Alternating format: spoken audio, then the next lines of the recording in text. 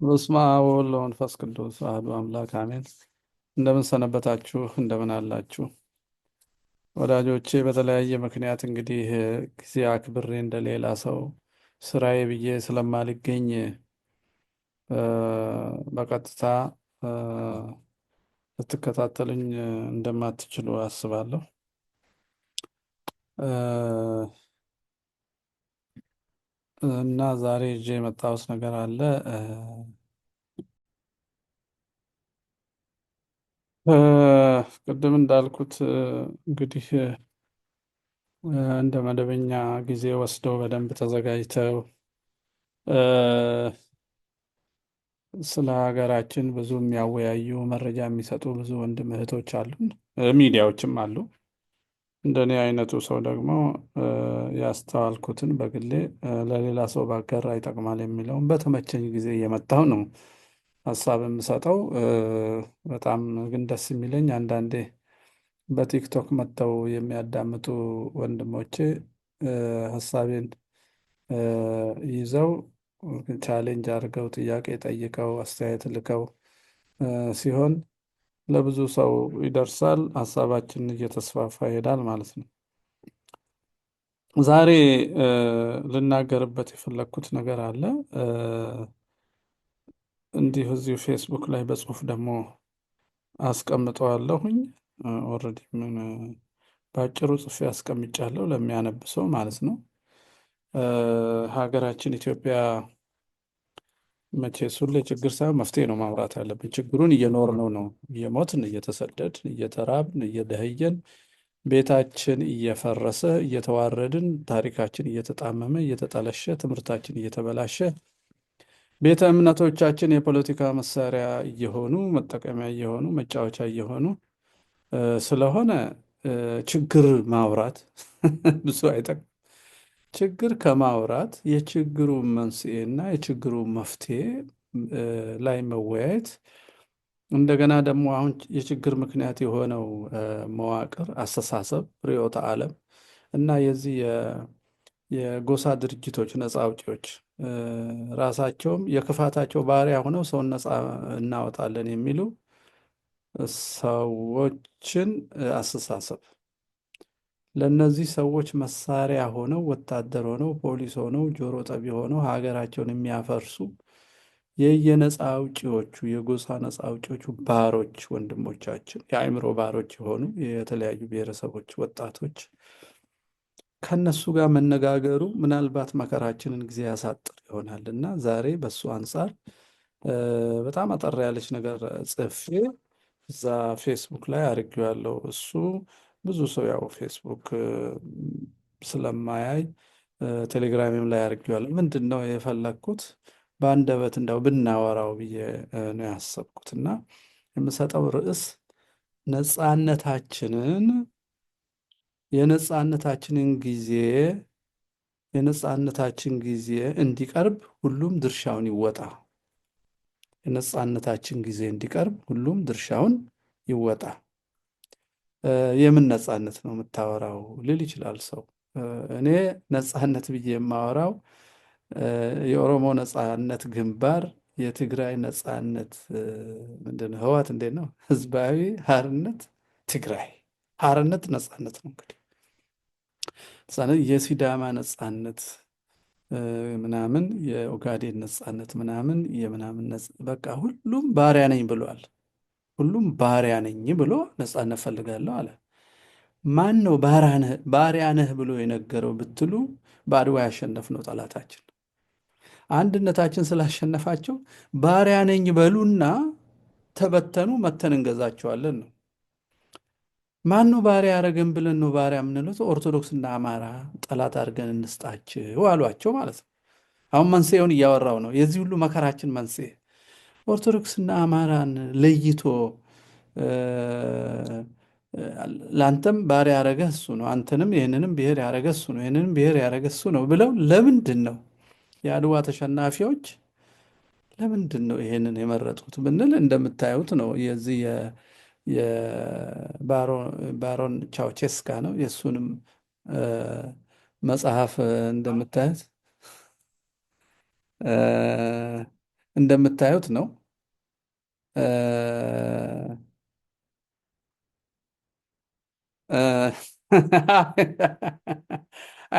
አያም ቶኪንግ ኦር የሆነ ሰው ገብቶ መሀል ላይ ሳላውቀው ኢትዮጵያዊ መስሎ የፈቀድኩለት ዲስትራክት አደረገኝ። አይገርማችሁም? እ፣ እንግዲህ እንደምትመለከቱት እንደምታውቁት ባሮን ቻውቼስካ ነው ከሰባ ምናምን ዓመት በፊት ነው መሰለኝ የጻፈው እና በምኒልክ ጊዜ ይመስለኛል አዲስ አበባ ነበረ ይመስለኛል እና ከዛ በፊት ደግሞ እ፣ እነ ማኩሌ የጻፉትን በተለያየ ጊዜ ተወያይተናል። ከዛ ቀጥሎ የዛሬ 72 ይሁን 50 በ1972 አካባቢ የሄንሪ ኪሲንጀር የጻፈውን አይተናል። በጣም የሚገርማችሁ ሄንሪ ኪሲንጀር እዚህ አንድ መጽሐፍ ውስጥ ጽፌዋለሁ፣ አይታችሁት እንደሆነ የእኔ መጽሐፍ እ፣ ኦርቶዶክሳዊነትና የሰይጣን መንግስት የሚለው ማለት ነው። እሱ መጽሐፍ ላይ ጽፌዋለሁ። እዛ ላይ ታዩታላችሁ። ምን ይላል? እ፣ ስለ ግሪክ ኦርቶዶክስ ነው የሚናገረው። አውሮፓ አሁን የአውሮፓ ዩኒየን እየመጣ አይደለ? የአውሮፓ አንድነት ከመምጣቱ በፊት የግሪክ ባህል ከአውሮፓ መጥፋት አለበት ብሎ ነው የሚጽፈው። ምክንያት የሚሰጠው ምንድን ነው? የግሪክ ባህል የሚመነጨው ከግሪክ ኦርቶዶክስ ነው ይላል። የግሪክ ባህል እንዲጠፋ ደግሞ የግሪክ ኦርቶዶክስ መጥፋት አለበት፣ መዳከም አለበት ይላል። የግሪክን ኦርቶዶክስ ካላጠፋ ምስራቅ አውሮፓን ፖላንድ፣ ሌሎቹ ኦርቶዶክስ ያሉባቸው ቦታዎችን መከፋፈል መበተንና ወደ ኔቶ እያስገቡ ራሽያ ኦርቶዶክስ ራሽያ መክበብ አይቻልም እና ግሪክን ስንመታ ምስራቅ አውሮፓን በኦርቶዶክስ ተሳስሮ ያለውን ሕዝብ መከፋፈል ይቻላል ይላል። በዚሁ መሰረት ኢትዮጵያን ዲስትሮይንግ ኪንግደምስ የሚል ፕሮጀክት ነበራቸው። ኪንጎችን ነገስታትን በሀገራቸው ረጅም ታሪክ ላይ ለምሳሌ የኛ ሰለሞኒክ ዳይነስቲ ብሎ ረጅም ታሪክ እያስታወሰ ይመጣብሃል። በቤተ ክርስቲያን በኩል ደግሞ ታሪኩ የነ ተክልዬን የነ ይምርሃነ ክርስቶስን ወደዛ እየሄደ ከዮዲት በፊት የነበሩ ቅዱሳንን በብሉይ የነበሩ አባቶቻችንን ነገስታትን እያነሳ የጎተታ ያመጣል። የጽሁፍ ታሪክ ያለው ታሪክ ሲጽፍ ደግሞ ሰው ለማጠልሸት የሆነ ሰው ለማሸነፍ ሳይሆን ሰው ከእግዚአብሔር ጋር በመታዘዝና በፍቅር ሲኖር እንዴት መልካም እንደሆነለት፣ ንጉሱ ወይንም ህዝቡ በእግዚአብሔር ላይ ሲያምፁ እንዴት እንደተቀጡ እና ከእግዚአብሔር ጋር መኖር እንዴት እንደሚጠቅም፣ እግዚአብሔር እንዴት ጀግና ንጉስ እንዳስነሳላቸው፣ ህዝቡ እንዴት መልካም እንደሆነ፣ ሀገሪቷ እንዴት እንደተባረከች፣ ህዝቡ ሲከፋ እንዴት እንደተቀጣ እያለ በዛውም እግረ መንገዱን ቦታ፣ ሀገር፣ ንጉስ፣ በዛ ዘመን የነበሩ ገዳማት አባቶች ጀግኖችን ያነሳል። ይሄ አንድን ህዝብ ፍሰቱን ተያያዥነቱን ያሳያል። ስለዚህ አሁን የዚህ የቅኝ ገዢዎቹና ምዕራባውያኑ ዓለምን በትኖ መስራት ብቻ ሳይሆን ጨርሶ መስፈር ሁሉ ባህል ስላላቸውና የህሊና ክስ የሌለባቸው ምክንያቱም ሃይማኖታቸውን ደፍረውታል። ከሊዮን በኋላ 1400 ዓመት በሰው ሰራሽ እምነት ውስጥ ነው የኖሩት። በዛ ላይ ዳርዊን መጥቶ በስነ ፍጥረት ሳይንስ ሰውን ዝንጀሮ አድርጎ የሰውን ክብር አዋርዶታል።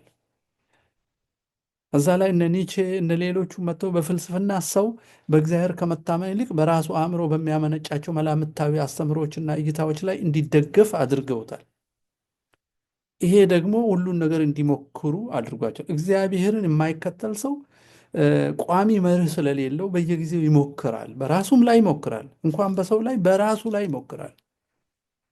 እና በዚህ ሙከራ መሰረት ዓለምን ገዝተውታል። ዓለምን በሙሉ ገዝተውት ኢትዮጵያ ላይ ሲመጡ የለም ሰው እኩል ነው፣ ከአንድ ቤተሰብ ነው የተገኘ ነው፣ ከአዳም ነው የተገኘ ነው፣ አንበላለጥም። ርስትን ደግሞ ከኖህ ከጥፋት ውሃ በኋላ ርስት ተከፋፍለን በየርስታችን ነው ያለ ነው። በእርግጥ ስንቸገር እኛ ወደ እናንተ፣ እናንተ ወደ እኛ ትሰደዳላችሁ። በሽታ ሲመጣ ስንሸሽ፣ ረሃብ ሲመጣ፣ የሆነ ችግር ሲመጣ፣ ወይ አንዱ አንዱ በጦርነት ሲገፋ አንዳችን ወደ ሌላ ፈልሰን ተቀላቅለን እንኖራለን ነው እና ይሄ በችግር የምናደርገው ነው። ግን እንደ ርስት እንደ ባለቤት እንደ ታሪክ ግን ተካፍለን ቦታ አለን። ስትቸገሩ ኑና ኑሩ እንጂ አጥፍተናችሁ እንስፈራ አትበሉ። እንደ አውስትራሊያ፣ እንደ አሜሪካ፣ እንደ ካናዳ ወይንም ሌላውን አፍሪካ ባሪያ እንዳደረጋችሁት አታደርጉ።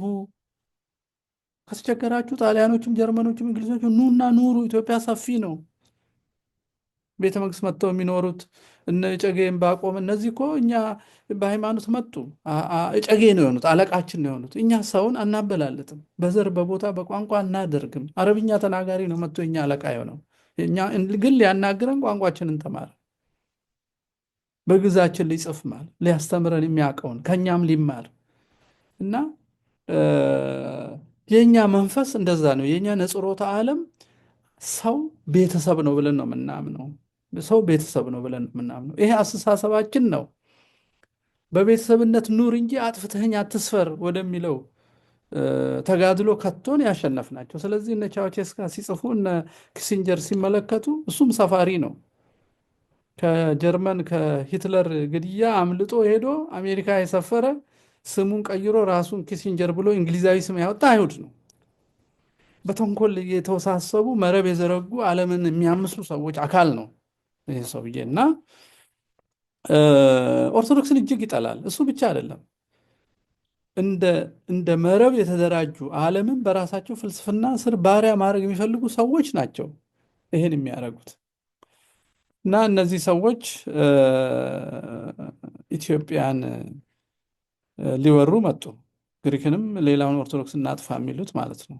አንድ ሴናተር ልክ የዩክሬን ጦርነት ሲጀመር ምን አለ? ራሽያን በምንም መልኩ ማጥፋት አለብን ምክንያቱም ኦርቶዶክስ ነችና ነው ያለው። ሴናተር ነው ይሄ ሰውዬ። በቪዲዮ ሲዘዋወር አይታችሁት ይሆናል። የዛሬ 3 ዓመት ነው 2 ዓመት ጦርነቱ እንደተጀመረ። ስለዚህ ይሄ ቋሚ ፖሊሲ ነው። ሰይጣንም ሰዎችን አነሳስቶ እውነተኛውን ሃይማኖት ከምድር ለማጥፋት መንግስታት ሁሉ ፖሊሲ አድርገው የሚሄዱበት ነው። አሁን ታዲያ ወደ ኢትዮጵያ ስንመልሰው ኪሲንጀር ምን አለ? ዲስትሮይንግ ኪንግደምስ በሚለው ፕሮጀክት ውስጥ የኢራኑን ሻህ በእስልምና ላይ የተመሰረተ ያ ሴኩላር ነው፣ ግን ሻው የንጉስ ትርክት ልክ እንደ ኢትዮጵያ የሆነ ትርክት ነው። በመወራረስ ነው ንጉሱ የመጣው። የኢትዮጵያም ንጉስ እንደዚሁ በመወራረስ ነው የመጣው። ለዚህ ውርስ ደግሞ ህጋዊ ቅባት የምትሰጠዋ ኢትዮጵያ ኦርቶዶክስ ተዋሕዶ ቤተክርስቲያን ነች። በእነዚህ ነገስታት መሪነትና በዚህ ሃይማኖት የተሰሩ ሰዎች ስነ ልቦና ነው አድዋ ላይ ድል የሰጠን። አንዳንድ ሰው እንደዚህ ስለ አንዳንድ ዋህብያ ሰዎች ይናደዳሉ። ለምን እንደሚናደዱ አላቅም። እኔ አሁን እንደዛ ነው ያሸነፍነው። ለምን እንደሚናደዱ አላቅም። በጋራ ሀገራችን ነው ያሸነፈችው። ይህ እውነት መነጋገር አለብን። እንደው ዚያድ ባሬም ሲመጣ እያዳፈጠ ሀገር ከማጥቃት ጣሊያን ሲመጣ መስጊድ ከማሰራት የሚያሰሩ ሰዎችን ማውቀስ ነው እንጂ እኛ እንዲህ ስንል ለምን እንደሚናደዱ አላቅም። በቃ ሀገር ከሆነ እኩል መሞት አለብህ። ሄደ ተራብተህ በስተህ ሌላ ሰው ለመቀየር ጊዜ ከምታጠፋ ብዙ ሚስት እያገባች ተወለድ ከሀገርን ዲፌንድ አድርገህ ከክርስቲያኑም ከአማኒውም ከአማኒውም ጋር በትክክል በነፃነት በኩልነት ኖረ ሃይማኖትን በማስተማር ብቻ በተንኮል አይደለም። በንግድ ሰውም በመጉዳት ሰውን በማግለል የሰው ህፃናት በግድ እና በችጋር ጊዜ ወስደህ በማስወለድ በእንደዚህ በዝቼ ያሸንፋለሁ አይነት ይሄ የማይረባ ሰይጣናዊ ስልት መጠቀም አያስፈልግም። እና እንደዚህ ስንል የሚቆጡ ሰዎች አሉ። ቪዲዮ ይሰሩብኛል እንዲህ ስለ እኔ አንዳንድ ሰዎች እንደዚህ ቱርክ ምናምን የሚልካቸው ሰዎች አሉ። እና ኢትዮጵያን ያሸነፈችን ኦርቶዶክስ ነች ብለው ደመደሙ። በዚህ ምክንያት እሱ ምን ብሎ ጻፈ? ጃንሆይ የመጨረሻው የሰለሞኒክ ዳይነስቲ ንጉስ በተማሪ ንቅናቄ እንዲወርድ ተማሪውን ሲቀሰቅስ ሲረዳ እንደገና በግርማሜ ነዋይና መንግስቱ ነዋይን ተጠቅሞ ኢትዮጵያዊነትን ከዘመናዊነት አዋህደው የያዙና ኢትዮጵያን ከፍ ሊያደርጉ የነበሩትን ሰዎች መንግስቱ ነዋይ እንዲረሽን ስም ዝርዝር አዘጋጅተው ያስረሸኑ ምዕራባውያን ናቸው። ግን እውነት መነጋር አለበት፣ ያስረሸኑ ናቸው። ከዛ የተረፉትን መንግስቱ ኃይለማርያምን ተጠቅመው አስረሸኑ። ስለዚህ የቀረነው እኛ ገለባው ነው የቀረው። ከዛ በኋላ አሬራው ነው የቀረው።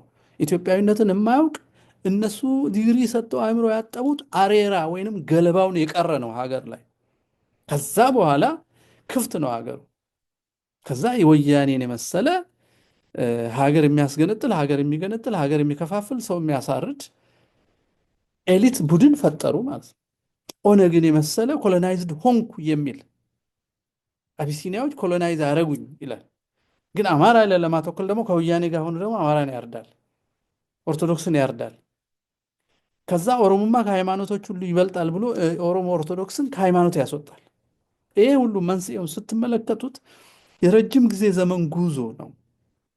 ሀገራቸውን እስከነ እምነቱ እስከነ ታሪኩ እስከነ ትውፊቱ እስከነ ችግሩ አውቀው ወደፊት ሊወስዱ የነበሩ አባቶቻችንን አርደው አሁን ግርማሜ ነዋይ እኮ አሜሪካ ሄዶ ተምሮ ሲመለስ ራስ አበበ አረጋይ ግን 5 ዓመት ሙሉ ጫካ ውስጥ ሆኖ ሀገሪቷን ነፃ አድርጎ እንደገና ሚኒስቴር ሆኖ የሀገር ግዛት ይመስለኛል ያን ትልቅ አርበኛ ቃታ ሲስብበት እጁን አልዘገነነውም። አያችሁ፣ አእምሮ የታጠበው ከውጭ የመጣ ሰውዬ ሀገር በቀል አባቱን ገደለው እና እሱ አሬራው በነዛ በውጭ ሰዎች ማህደርነት ሀገሩን ወደ ማጥፋት ገባ ማለት ነው። ምስሉን እንደዚህ እንሳለው። አበበ አረጋይን ኢትዮጵያዊ አእምሮ እናርገው፣ ግርማሜን እና መንግስቱ ነዋይን የውጭ ማህደር መሳሪያ እናርጋቸው። አያችሁ፣ ይሄ መሳሪያ ኢትዮጵያዊውን አእምሮ ገደለው። ይሄ መሳሪያ የጠላት አእምሮን ነው የተሸከመው። በዚህ ምክንያት ኤርትራንም ለመገንጠል፣ ትግራይንም ለመገንጠል፣ ኦጋዴንም ለመለየት፣ አማራ የሚባለውን ኦርቶዶክስን ለመፍጀት የወሰኑ ምሁራን ስልጣን ያዙ ኢትዮጵያ ውስጥ። ወታደሩ ኮሚኒዝም ምናምን ብሎ ሲጮህ፣ በዚህ አእምሯቸው የታጠቡ ዘረኞች ግን በቀይ ሽብር ስም የተወሰነ እምነት እንኳን የላቸውም፣ ግን አማራ የሚባለውን ያጠፉ ነበር። ይሄ በሪሰርች በደንብ ሊወጣ የሚችል ነገር ነው። ነገሮችን መንስኤያቸውን ስናውቅ መፍትሄዎቻቸው ቀላል ናቸው። አጭር ነገር ነው የምናገረው። ታዲያ እንዲህ ከሆነ ይሄ የውጭ ማህደር የሆነው አእምሮ ስልጣን ላይ ከወጣ፣ በዚህ በውጭ ማህደር በሆነ አእምሮ የኢትዮጵያ መደበኛ ትምህርት ከተቀረጸ፣ በዚህ የውጭ አእምሮ በውጭ ማህደር በሆነ አእምሮና አስተሳሰብ የኢትዮጵያ ኪነ ጥበብ የኢትዮጵያ አርቲስቶች በዚሁ ብሬኖችድ ከሆኑ፣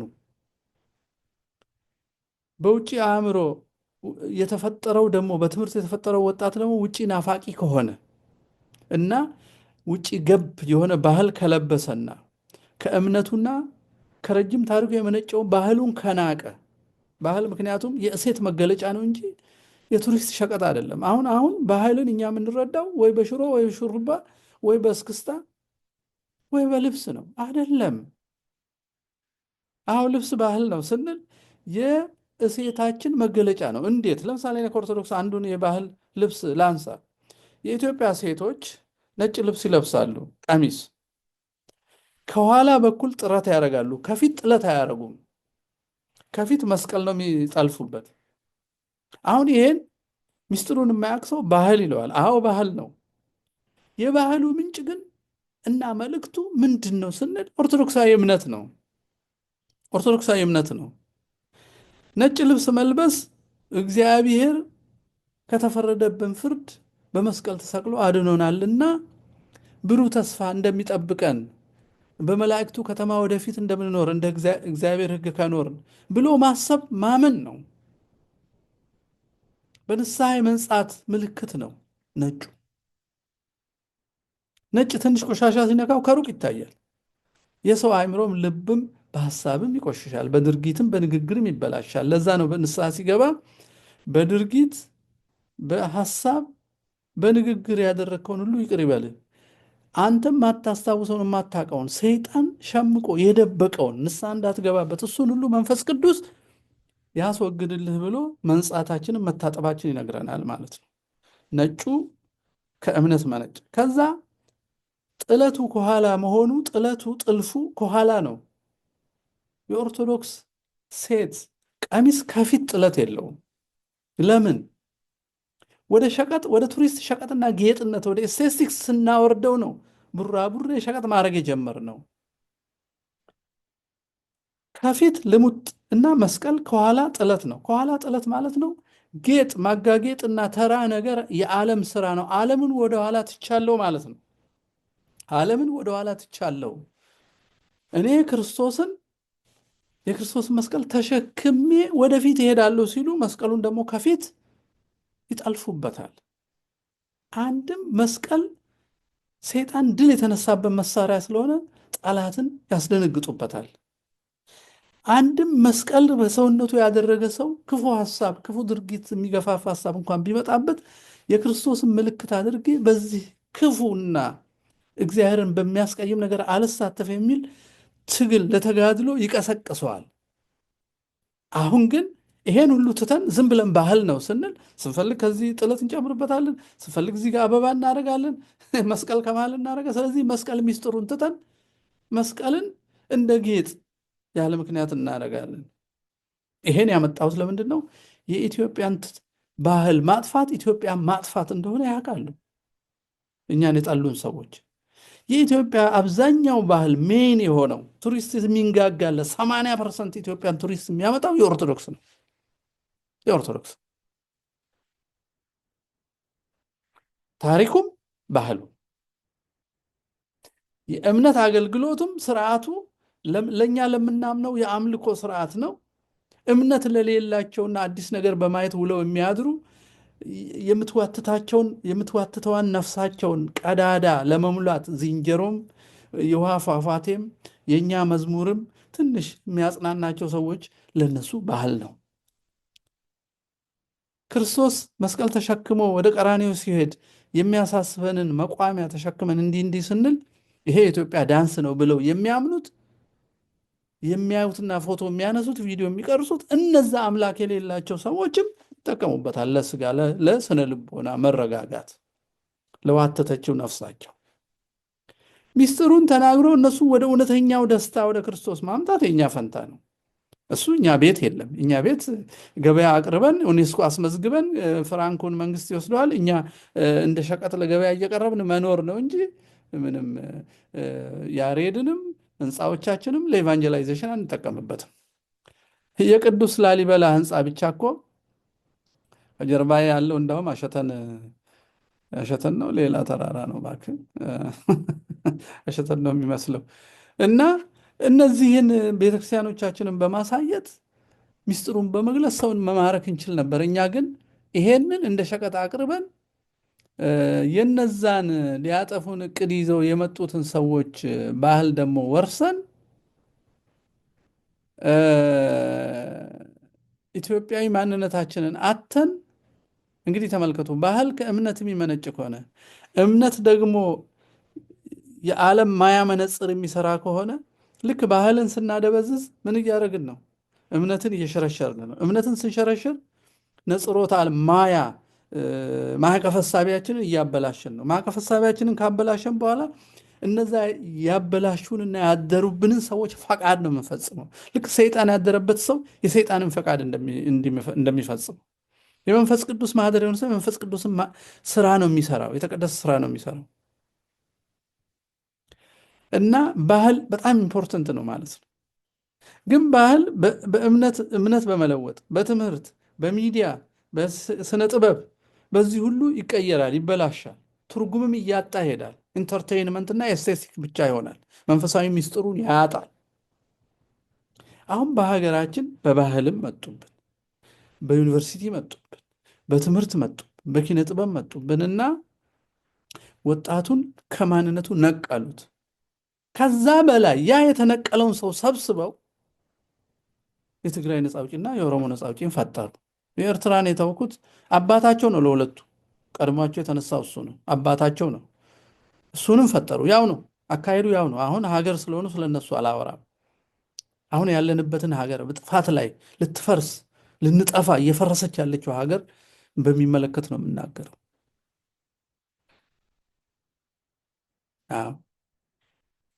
እነዚህ ሁለቱ ባህልንም ሀገርንም ታሪክንም እውነትንም ሰብአዊነትንም የረገጡ ታሪክንም እውነትንም ባህልንም የረገጡ ሁለት ድርጅቶች 4 5 ሆኖ ነው ሀሳቡን የሚጀምሩት።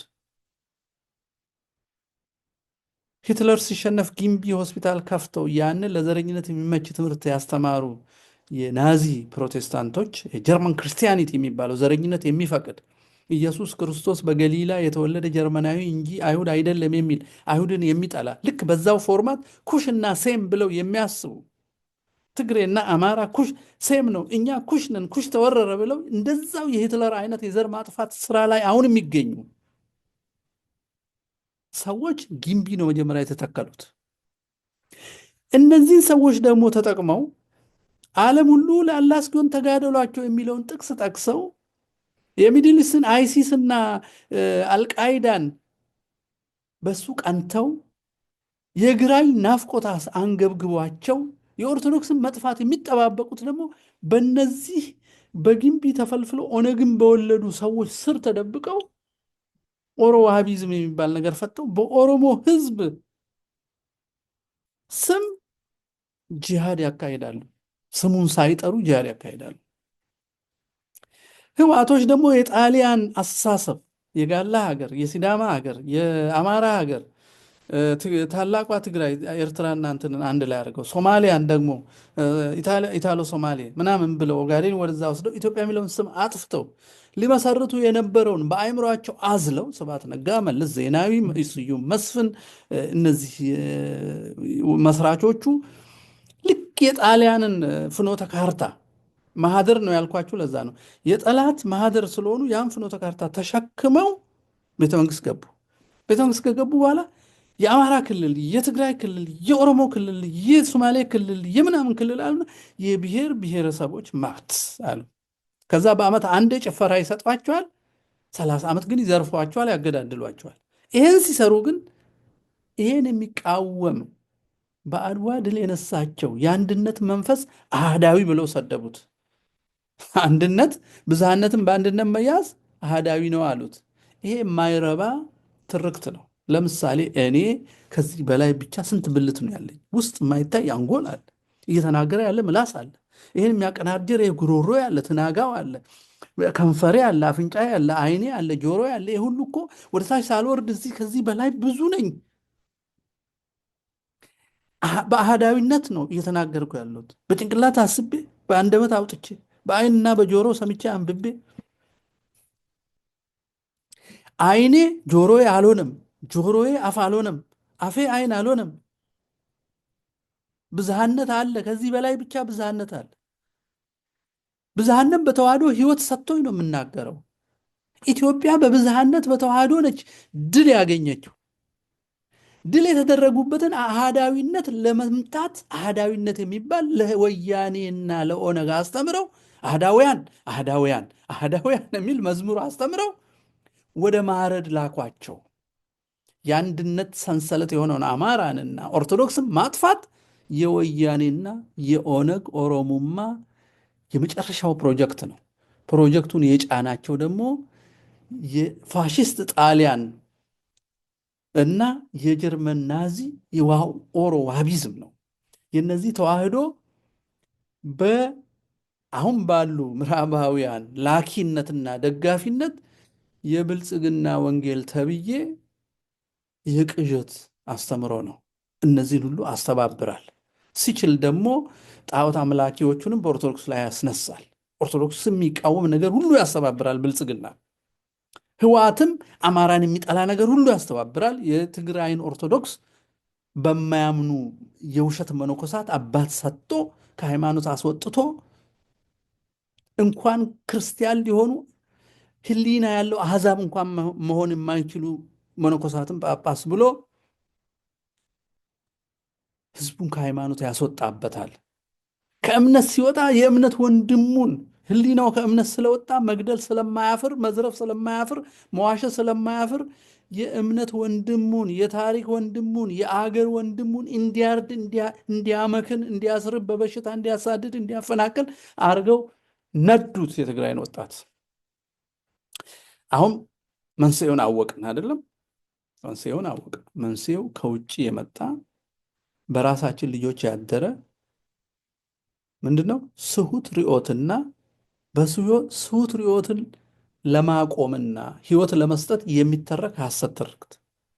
ርዮቱ ከውጭ መጣ፣ ትርክቱን እኛ አመነጨ ነው። ያንን ክፉ ርዮት በሐሰት ትርክት ቀብተን ዊፐናይዝ አድርገን መሳሪያ አድርገን ሰራዊት አቋቋምንለት፣ ህገ መንግስት ጻፍንለት፣ ክልል ከለልንለት፣ ከዛ ሰዋረድንለት። አሁን እያረንለት ነው። እንግዲህ ኦነግና ወያኔ በሜንጫ በአንካሴ የጀመሩትን አማራና ኦርቶዶክስ ማረድ አብይ አህመድ በድሮን አደረገው፣ በመድፍ አደረገው፣ በአዋጅ አደረገው፣ በፓርላማ አደረገው። በፓርላማ አድርግ። ህወሓት አእምሮ የሚኖር ያለው ሰው ቢመራው ኖሮ አሁን ነው ቆሞ ማሰብ ያለበት። ያኔ ፍትወቱ አሳውሮት ነው እሺ ያን ሁሉ ሰው የፈጀው። አሁን ግን ቆሞ ይህን ሁሉ በደል ይህን ሁሉ ዘመን የትግራይን ምስብ በድዬ ጎረቤቶችን አምሼ ሀገሪቷን አድክሜ የኦነግ ዲቃላ ብልጽግናን ስልጣን አስይዤ ኢትዮጵያን በድያለው እክሳለሁ ብሎ ለህልውና ትግል የተነሱ ወንድሞቹ ጋር እንደመቆም የፕሪቶሪያ ስምምነት ይከበር፣ የፕሪቶሪያ ስምምነት ይከበር። ስታተስኮ የሐሰት ህገ መንግስት ጽፈ የዘር ክልል ከልለ በፈጠርከው ክልል በፈረንጅ ድሮ አደሩብህ ሀገር እንድትከልል አረጉህ። የከለልከው ሲበላሽብህ ጠሩህና አፈራረሙህ። እነዛ የላኩህ እሱ ይከበር ትላለህ። መቼ ነው ንስሐ የምትገቡት ነው? መቼ ነው ማሰብ የምትጀምሩት? ትልቋ ኢትዮጵያ ሀገራችሁ እያለች ወረዳና አውራጃ ላይ ከወንድሞቻችሁ ጋር ለምንድን ነው የምትፋጁት?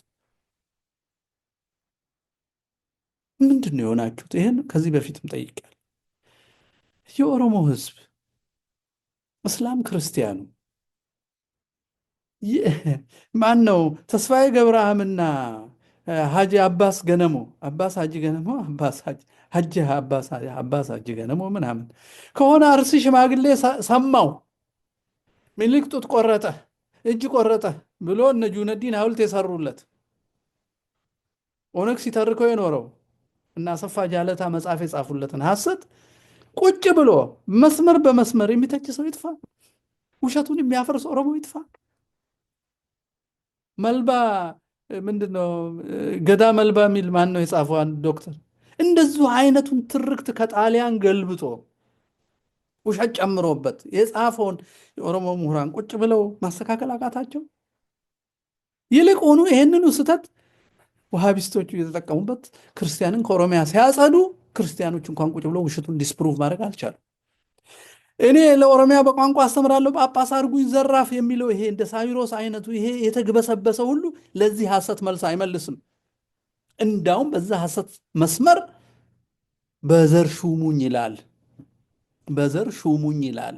ሐሰቱን እንደመሟገት እንደ በንቲ ኡጁሉ ቴሶ አይነቱ ደግሞ ኩሽና ሴም የሚለውን ትርክት ከናዚዎቹ ከተረፈ ናዚ ጀርመኖች ጋር ቁጭ ብሎ መጽሐፍ ቅዱስ ኤዲት ያደርጋል። የሚቀጥለውን ጄኖሳይድ ኩሽና ሴም ብሎ ለማካሄድ ይሄም መጽሐፍ ሞግቶ ያን ሰውዬ ፍርድ ቤት የሚወስድ የኦሮሞ ልጅ የለም፣ ኦርቶዶክስ አባት የለም፣ ህዝቡን የሚያነቃ መምህር የለም። ነጭ ለብሰ ዘምር እሪበል ብሎ በሚዲያ አስቀርጾ ተራ እስኪደርስ ድረስ በዓለም በሰላም እያመለኩ ነው የሚያስብልህ ጠላትህ ነው ቤታችን የሞላው። ሰባኪው፣ ዘማሪው፣ ምኑ አስጨፋሪው ኦሮሞ ልጅ ደንዝዟል። የትግራይ ልጅ ደንዝዟል። ልሂቃኑ የጫኑበትን መርዝ ተሸክሞ መጥፋት አቅቶታል። ከዚህ ነው የምነሳው ዛሬ። ከዚህ እነሳና ታዲያ ምን ይሻለናል? አጭር ነች። በውይይት እናዳብረዋለን። እኔ ሁል ጊዜ ውይይት መቀስቀስ ነው የምፈልገው። ለመኮርኮርም ነው ጨከኝ የምለው ስናገር። መለማመጥ ማስመሰል አልወድም። አይሆንም። አስመስለን አንድንም። በቂ አስመሳዮች አሉን። በቂ አስመሳይ ሼኪዎች፣ አስመሳይ ኡስታዞች፣ አስመሳይ ጳጳሳት፣ አስመሳይ ምሁራን፣ አስመሳይ ሚኒስቴሮች፣ አስመሳይ ፈላስፋዎች። እንደ ማን ነው ዶክተር ማን የሚሉት አለ አሁን አንድ አስመሳይና ተፈላሰፍኩ ብሎ የማይሆን ነገር የሚያወራ። በአክሱም ጊዜ ትልቅ ነበርን። ሐውልቱም ወደ ላይ ነው የተሰራው። ክርስትና ሲመጣ ግን እነ ላሊበላ ወደ ታች ቆፍረው ሰሩ፣ ወደ ታች ወረድን ብሎ የማይገናኝ ነገር አገናኝቶ በነጠላ ዲግሪ እውር ስብከት የሚሰብክ አለ። እንደገና ደግሞ ጡረታ ሲወጣ ለምዕራባውያን ሲሰራ ከርሞ አሁን መጥቶ የኢትዮጵያ ባህል ጸረ ስልጣኔ ነው ብሎ የሚናገር አፉን ሞልቶ ሳያፈር የሚናገር ደግሞ ዶክተር ፕሮፌሰር አለ። አየህ፣ የአእምሮ መታጠብ ውጤት ነው።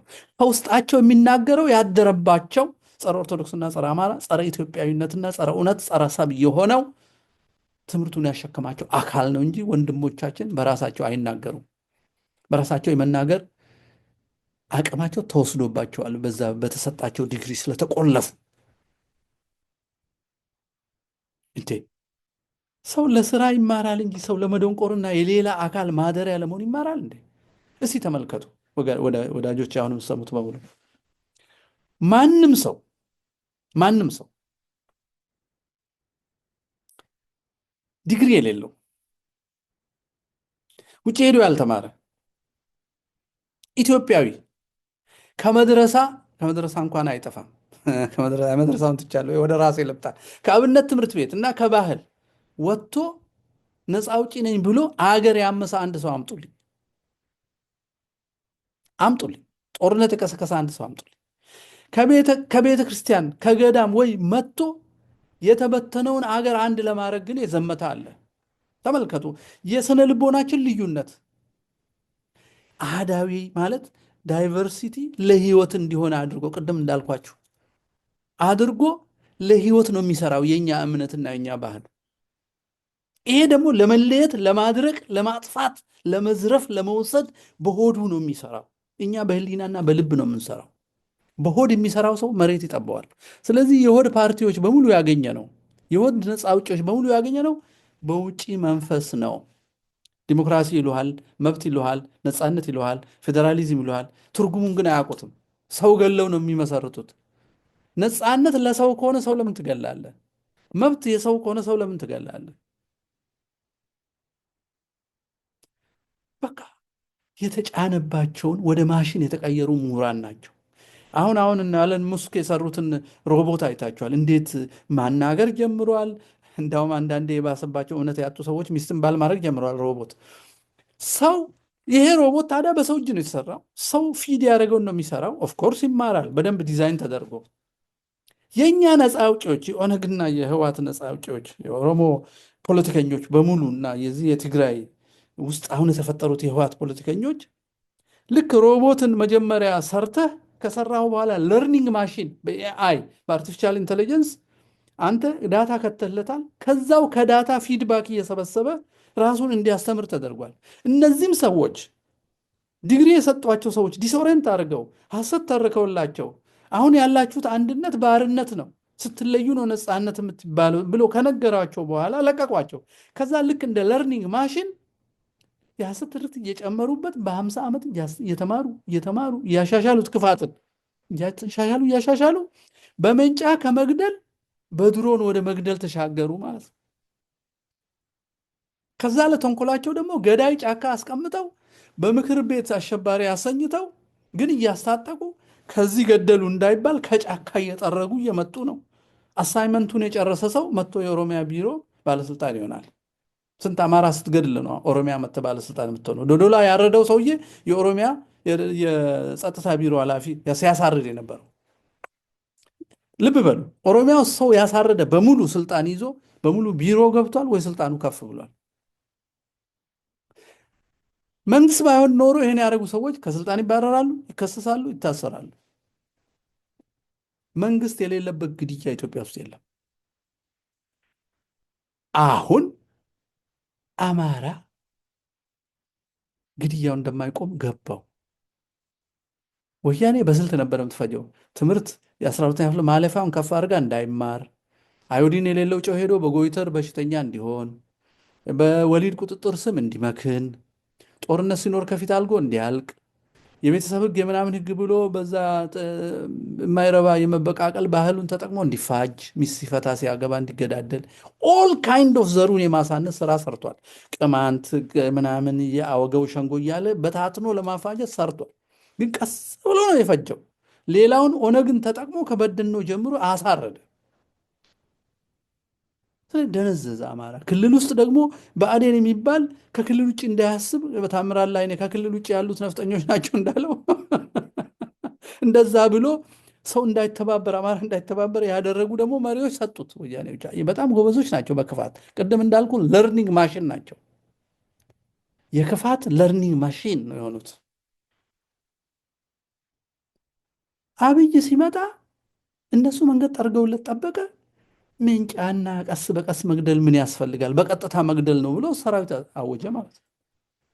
እነዛም ከስልጣን ርቀን ለምን እንኖራለን ብለው ወዲህ መጥተው ቤተ ክርስቲያኑንም አሮጊቱንም ገዳሙንም እየደመሰሱ ደብረ ሲና ድረስ መጡ። ይሄ እንግዲህ አሁን ሲበዛበት ተነሳ።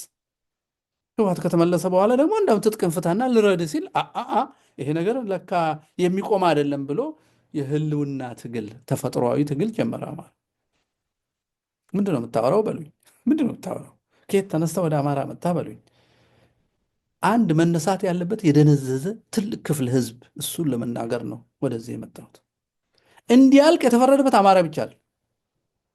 ኦርቶዶክስ የሚባል እምነት የሚከተል ኦሮሞም ትግሬም ከተገኘ እሱን ትግሬ በአእምሮ በኩል ነው እንዲያልቅ እየተደረገ ያለው፣ በአካል አይደለም። ህዋት በአካል ከመጣባቸው የራሱን ቤተሰብ ነው ያባርሩታል። ግን እንዳይነቁበት አይነካቸውም፣ አይገላቸውም። ምን ያደርጋል? ከውስጥ ሃይማኖታቸውን ይገላል በስብከትና በሐሰት ትርክት። ብዙ ሰው ጾም አይጾምም። ብዙ ሰው አያምንም። አሁን በአሁኑ ጊዜ ወጣቱ ሴት ሲደፍር አያፍርም፣ ሲሰርቅ አያፍርም፣ ውሸት ሲዋሽ አያፍርም፣ ለውሸት ሰልፍ ሲወጣ አያፍርም። ይሄ ከውስጥ መሞት ማለት ነው። ከዛ እምነት የሌለው ሰው አባት ነኝ ብሎ ሲመጣ አባቴ አቦና ብፁዕ ይለዋል። ይሄ ከውስጥ መሞት ነው። እሱ የውስጥ ሞት ነው። ህዋት በትግራይ ወጣቶች ላይ እየጫነ ያለው ከውስጥ ሃይማኖታቸውን እየወሰደባቸው።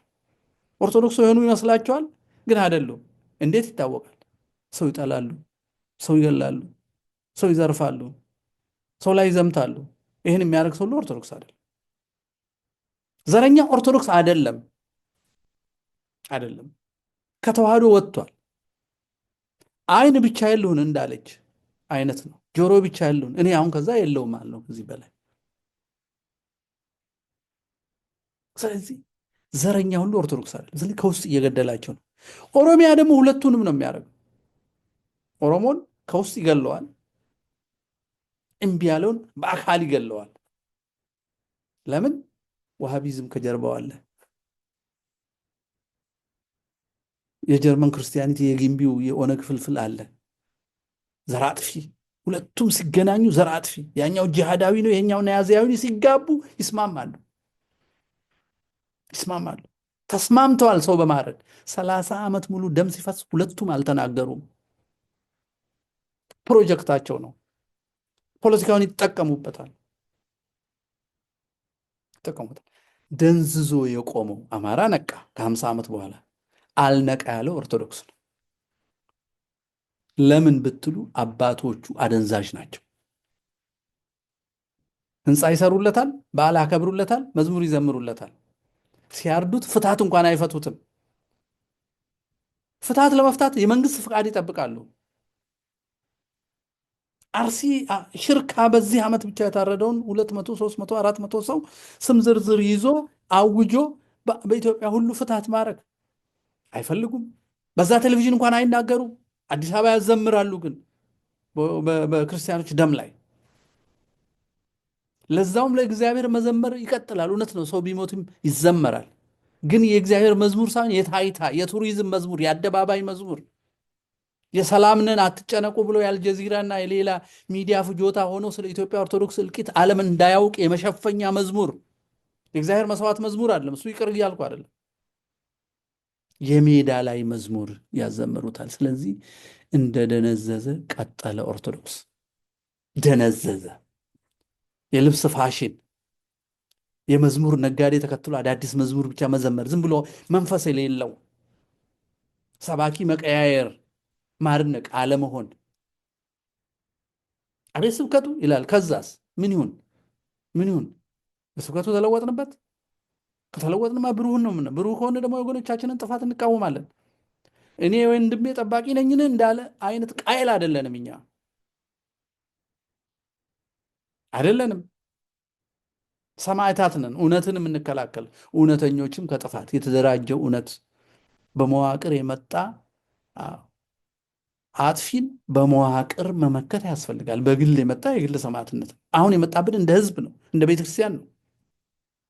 ይህን ተደራጅቶ እንዳይነሳ የሚያደነዝዙ አባቶች ተፈጠሩ። ማደንዘዝ ብቻ አይደለም፣ አንድነት እንዳይኖረን የሚካፈሉን መጡ። የኦሮሞ ጳጳስ፣ የትግሬ ጳጳስ፣ የአማራ ጳጳስ፣ የአገው ጳጳስ፣ የወላይታ ጳጳስ። እነዚህ ከሚገሉን እኩል ናቸው። እንዳውም በሰይፍ የሚገሉን ይሻላሉ ከነዚህ። እነዚህ ከውስጥ ነው የሚገሉን። ዘረኝን ሃይማኖታችንን በዘር ጣዖት እንድንተካ አድርገው ከክርስቶስ ይለዩናል። የውስጥ ገዳዮቻችን ናቸው። ልብ በሉ። አሁን የመከራችን መወሳሰብ፣ የመከራችን መርዘም፣ የመከራችን ጥልቀት ይታየናል ብዬ አስባለሁ።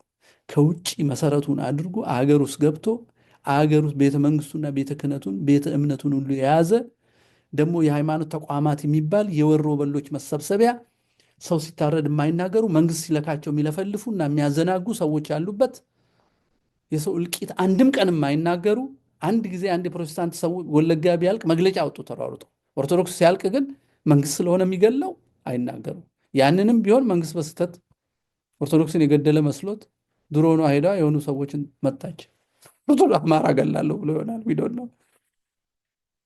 እና ምን ይሁን ነው ምን ይሁን? እኔ አሁን ይሄን ነገር ሁሉ የምታውቁትን ነው መልሼ መልሼ የምናገረው። እና ምን ይሁን? የእኛ ስራ መፍትሄ መፈለግ ነው። እኔ እንደዚህ ነው የምለው። ኢትዮጵያ ውስጥ 4 አይነት ዜጎች አሉ ብዬ ነው የማስበው። በአሁኑ ጊዜ የነቃውን አማራ ትተን ህልውና አደጋ እንዳለበት የነቃው አማራ አለ። ህልውና አደጋ እንደሌለበት የሚዘምር ድንዝዝ ኦርቶዶክስ አለ። ህልውና አደጋ ለማድረስ እየደረሰ ተባባሪ መሳሪያ የሆነ አለ። አእምሮውን ታጥቦ ለክፋት ሳይሆን እውነት መስሎት አማራንና ኦርቶዶክስን ማጥቃት ብልጽግና መስሎት የሚተባበር አለ ባለማወቅ። 4 ግን ሌላ ብንጠቅሳቸው ጥሩ ነው ብዬ የማስበው እንደ ኦርቶዶክስ ክርስቲያኖች በድንዛዜ ፈዞ የሚጨፈጨፍና ከብዙነት ወደ አናሳነት እየወረደ የሚገኝ እየሞተና እየተሰደደ ነጭ ልብስ ለብሶ ሜዳ ላይ እየዘመረ ለዓለም ሚዲያ የሚያሳይ እዩ ሰላማዊ ነኝ የሚል ህዝብ አለ። ይሄን ህዝብ የሚያደነዝዝ ደግሞ ክፍል አለ። ሁለተኛው አይነት ህዝብ ደግሞ እንደ ኦሮሞና እንደ ትግራይ ወጣት ሙሉውን ህዝብ እያልኩ አይደለም፣ ፖለቲካ ውስጥ የገባውን ይሄንን እልቂት እየተጠቀመ መሬት ለማስፋት ህንፃ ለመውረስ ሀብት ለመውሰድ ስራ አፈናቅሎ ራስን ለመተካት በእነ አዳነች በኩል የሚሮጠውን ማለት ነው። ህዝቡን እንዳለ ነው። ኦሮሞ ትግራይ ስል እንደ ህዝብ እንዳታረጉት። ግን የዚህን ክፋት ተጠቃሚ የሆኑትን ነው እየተናገርኩ ያሉትን። ሁለተኛው አይነት ህዝብ እንደ ትግራይና እንደ ኦሮሞ ወጣት የጎሳ ነፃ አውጪ ፖለቲካ የኦነግና የህዋት የ50 ዓመት ትርክት አእምሮውን አደንዝዞ በጥላቻ የታወረ በክፉ ርዮት ዓለምን የሚያይበት ማያው የተበላሸበት አማራና ኦርቶዶክስ ጠላት ተደርገው የተሳሉበት በፕሮፓጋንዳ ደንዝዞ ምንም ማስተዋል የማይችል ግደል ሲሉት የሚገል ዋሽ ሲሉት የሚዋሽ ለዛ ውሸት ጥብቅና የሚቆም ለዛ ውሸት ዘፈን የሚዘፍን ለዛ ውሸት ሐውልት የሚቀርጽ ለዛ ውሸት ጸሎት የሚጸልይ ለዛ ውሸት መጽሐፍ የሚጽፍ ትውልድ አለ። ለዛ ውሸት ወታደር ሆኖ የሚዘምት እንደ ኦሮሚያ ልዩ ኃይል እንደ ህዋት ዲፌንስ ፎርስ ቲዲኤፍ የሚባለው ቲዲኤፍ። እስቲ ሀገር ተካፍለ መከላከያ ታበጃለ። እስቲ አሁን ምን አለ ቲዲኤፍ የሚባል የአማራ ልዩ ኃይል የሚባል የኦሮሞ ልዩ ኃይል የሚባል ባይኖር እንዴት እንደሚያምር ታያላችሁ። እንደ ድሮ አንድ ሰራዊት ኖሮን የትግራይ ሰው ኦጋዴን ፖሊስ ሆኖ ሶማሌ አዲስ አበባ ፖሊስ ሆኖ ውበቱን ታያላችሁ፣ ፍቅሩን ታያላችሁ፣ ይታያችኋል። ግን አዙሮ በ50 ዓመት አንድም ቀን ስለ ሰው ሳይሆን ስለ ዘር ብቻ እያሰብን እንድንኖር፣ አንድም ቀን ስለ ፍቅር ሳይሆን ስለ ጥላቻን አስበን ሳናስብ እንዳንኖር፣ አንድም ቀን ስለ መግደል እንጂ ስለ ማዳን አስበን እንዳንውል ያደረገንን የ50 ዓመት የአእምሮ አጠባ ሰለባ የሆነ ህዝብ አለ። ይሄ ሁለተኛው አይነት ህዝብ ነው። እንደ ኦርቶዶክስን ደንዝዞ የቆመ አለ፣ ነፃ አውጪና መፍትሄ ሰጪ የሚጠብቅ እንዳውም ድንዛዜውን የበለጠ ለማደምዘዝ ደግሞ የሚዘምር አለ። ሶስተኛ ደግሞ አማራ ንቅናቄ እያሰበ እያየ አማራ ነፃ ሲወጣ እኛም አብረን ነፃ እንወጣለን፣ ከዚህ ከህዋትና ኦነግ ከጫኑብን የዘር ፖለቲካ እንድናለን፣ ከዚህ እንተርፋለን ብለው የሚያስቡ ነገር ግን ለትግሉ ምንም አስተዋጽኦ የማያደርጉ ቁጭ ብለው በቃ አማራ ሲያሸንፍ ኦነግና ህዋትም ስራቸውን ሲያቆሙ እ እ ቲክቶክ ላይ ያላችሁ ኦን አታርጉት። በኋላ ለእናንተ ሰዓት ሰጣለሁ እና ሚውት እንደሆነ ይቆይ፣ ሚውት እንደሆነ ይቆይ። እሺ ሚውት እንደሆነ ይቆይ። እ በኋላ ሰዓት ሰጣለሁ የምንወያይበት ሀሳቤን ጨርሼ። እዚህ ሀሳብ ዙሪያ ሀሳብ እንደ ልባችሁ ሀሳብ ትሰጣላችሁ፣ እንደ ልባችሁ ሀሳብ ትሰጣላችሁ። መፍትሄ ላይ ያተኩረን ማለት ነው። እ አማራ ነፃ ሲወጣ የሶስተኛው ክፍል ነው። አማራ ነፃ ሲወጣ እኛም አብረን ከዚህ ከህወሓትና ኦነግ የዘረኝነት ዲቃላ ከሆነው ብልጽግና መንግስት ከእልቂት፣ ከስደት፣ ከረሃብ፣ ከመዋረድ፣ ሐሰትን እየተረኩ ከመኖር፣ ሀገር አልባ ከመሆን፣ ከመሳቀቅ፣ በክልል ከመወሰን፣ በእንቅስቃሴ ከመገደብ፣ በቋንቋና በሃይማኖት ዘውግ ከመሸማቀቅ ነፃ እንወጣለን ብለው ነፃ አውጪና መፍትሄ ሰጪ ተኝተው የሚጠብቁ ዜጎች አሉ ዜጎች አሉ። እነዚህ ዜጎች አንዳንዶቹ ክርስቲያኖች ናቸው። አንዳንዶቹ ልቶ ሌላውን እኔ ስለ ክርስቲያን ነው የማወራው። ሌላው ምክንያቱም እቸገራለሁ። አንድ ቃል ስናገር አንዱ ወስዶ ቪዲዮ ይሰራብኛል። ይሄ ዋብያው ፈራው። አሁንስ ጥላቻ ምናምን የሚል ቃል ይጠቀማሉ። ይሄ ፈረንጆቹ ይሄ ኢስላሞፎቢክ ምናምን ሲሉ ሰምተዋል። አንቲሴሚቲዝም ይባላል በዛም ሳይድ። እንዲህ አይነት ቃል የለቀሙ በእውነት እንዳንከራከር የማሸማቀቅ ባህል ስለመጣ ሁሉ ነገር ውሰት ነው። በነገራችን ላይ ተውሰን ነው መጠፋፋታችን። በተውሶ ሀሳብ መፍትሄ ስንፈልግ በተውሶ ነው። መቼውንም አናገኝም። ምክንያቱም ዳሬ ሰላም ወስደው ፕሪቶሪያ ወስደው ምናምን አወያይተው አፈራሩናል። እንዳንታረቅ ለዘላለም መርዝ ተክለውብን ሄዱና እኛ ደግሞ እሱ ይከበር እንላለን። ውስጣችንም እነሱ ናቸው፣ የሚጽፉልን እነሱ ናቸው፣ የሚያስፈርሙን እነሱ ናቸው፣ ጠመንጃ የሚሰጡን እነሱ ናቸው፣ የሚያገዳድሉን እነሱ ናቸው፣ አቁሙ የሚሉን እነሱ ናቸው። እኛ ሮቦት ነን። ሰው ሰራሹ ሮቦት በኤሌክትሪክ ኃይል ነው የሚሰራው። የኢትዮጵያ ሮቦቶች እግዚአብሔር ፈጥሮ በትምህርት ወደ ሮቦትነት የተለወጠው የፖለቲካው ሊቅ በጤፍ በእንጀራ የሚሰራ እርጥብ ሮቦት ነው። አገር በቀል ሀሳብ የለውም። ሰላም የሚያመጣ ሀሳብ የለውም። የሚያስማማ ሀሳብ የለውም። ሀሳብ አለው ስንል ደግሞ ልንገስባችሁ ብሎ በስልጣን ፍትወት ግራ ያጋባል። አገልግሎት አያረገውም። አገልግሎት አድርጎ እኮ ስልጣኑን እኛ ነን የምንሰጠው፣ ራሱ አይደለም የሚወስደው። ልውጣባችሁ ይባላል እንዴ? ግን ላገልግላችሁ ይባላል። ከዛ አገልግሎት ጥሩ ነው ና እንጠብቅህ ሲባል ንጉስ ነው እሱ። አይ እኔ እንድወጣባችሁ ከእኔ የተሻለ ሰው ሁሉ አጠፋለሁ፣ እኔ ካልኩት ውጭ ያለውን ሀሳብ ደግሞ አልቀበልም የሚሉ ደግሞ መሪዎች ይመጣሉ። አሁን በአማራ ፋኖ ውስጥም እየተፈጠረ ነው። ራሴን ካላነገስኩ ዓለም ይጠፋል የሚል ማለት በቃ በጣም የሚገርም የሰው ደም፣ ሞት፣ ስደት ሁሉ ምንም የማይመስለው ራሱን ማዕከል አድርጎ የሚያስብ በሽተኛ እየተወለደ ነው። ከህወሓት ከኦነግ ከምናምን የተማሩት ነዋ። ከቀደመው ከኮሚኒዝም የተማሩት ነዋ። በዚህ ዘመን ነው የተወለዱት። ለወገኔ ልሰዋለሉና ብሎ የመጣውን ሰው ሰብስቦ ወደ ራሱ ስልጣን የሚቀይር እንዲህ አይነት ህመምተኛ ተፈጥሯል። እስኪ እነሱን እንቶ በሌላ ጊዜ ነው። ግን አሁን ሶስተኛው አማራ ነፃ ሲወጣ እኔንም ያወጣኛል ብሎ ቁጭ ብሎ የሚጠብቅ አለ። እንደ አብዲ እሌ በህወሓት ጀነራሎች ሴራ ብሔር መጥሮ ኦርቶዶክስን ሲያሳርድ ዩጎ የሚባል ወታደር አሰልጥኖ፣ እንደ ሽመልስ አብዲሳ ከወለጋ ከናይራ ጉሊሶ ከሌላ ቦታ ከአሻድሊ ሀሰን ጋር ሆኖ ከቤኒሻንጉል ወደፊት እዛ ለመስፈር ግድቡ ዙሪያ አማራና ኦርቶዶክስ የሚያስጨፈጭፉት ይህን በአይኑ እያየ አማራ እስኪመጣ ቁጭ ያለ ሰው አለ። ወለጋ እንኳን እየተንቀሳቀሰ ነው። አይ ወለጋ ነቅታል፣ ጎበዝ ወለጋ ነቅቷል። አርሲ ተከቦ እየተጨፈጨፈ የሸዋ ኦሮሞ ቁጭ ብሎ ይሰማል። የማይነኩት ይመስለዋል። ወዳጄ ዙሪያን ለምለውን ሲጨርሱ ቱለማ የሚባል ያጠፋሉ፣ ሃይማኖትን እስክትተው ድረስ። ከደብረ ዘይት እየጠለፉ መሰወር ጀምረዋል። ጎበዝ የኦሮሞ የቤተክርስቲያን ልጆችን በኦሮምኛ የሚያስተምሩት፣ በኦሮምኛ እውነት የሚናገሩት ነምኒ አፋን ኦሮሞቲ ዱጋ ኦርቶዶክሲዳ ዱጋ ኢትዮጵያዳ ዱጋ ሴና ኢትዮጵያዳ ባሱ ኡካምሰኒ አጄሳ ጅሩ ደበምሲሳ ጅሩ ሂዳ ጅሩ ቱለማ ረፌ ጅር ጀርባህን አስድተው መጥተው ያጠፈዋል። አስብበት። ስለዚህ የተኛ ክፍል አለ። አራተኛው ዜጋ የሀገር ስልጣን ይዞ ይሄ እንግዲህ አደገኛው አሁን